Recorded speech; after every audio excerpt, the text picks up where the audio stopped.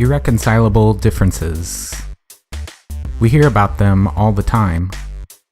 They're why science and religion, and liberals and conservatives, can't work together, can't find common ground, can't do anything but fight to the death. There's just one problem. There's no such thing as irreconcilable differences, and I can prove it. Belief systems just aren't the perfectly comprehensive, coherent systems we make them out to be. They're limited. They're riddled with omissions, oversimplifications, and distortions. You aren't required to believe in every single individual belief within a belief system. You can believe in some parts of it and not others.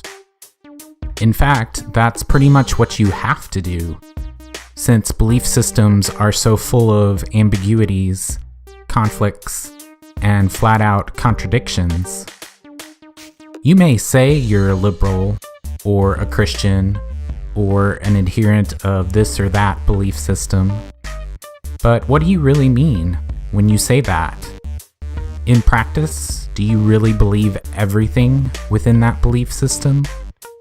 In practice, don't you tend to trust scientific experts about science, political experts about politics, religious experts about religion, and so on?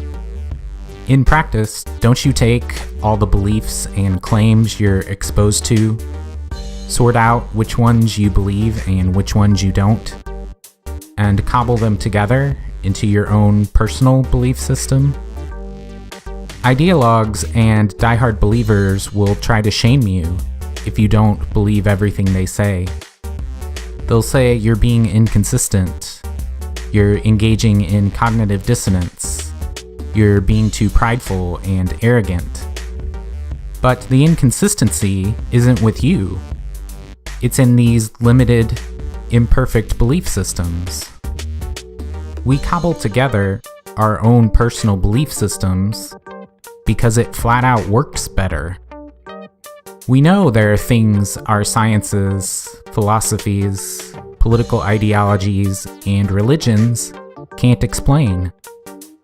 We see how they're riddled with inconsistencies, biases, contradictions, and inaccuracies. We see what happens to people who totally buy into those flawed systems. How stubborn and closed-minded they become. How they can't think outside the box.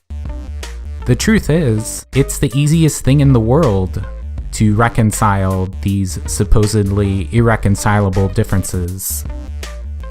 Billions, not millions, billions of people have reconciled science and religion in their own personal beliefs.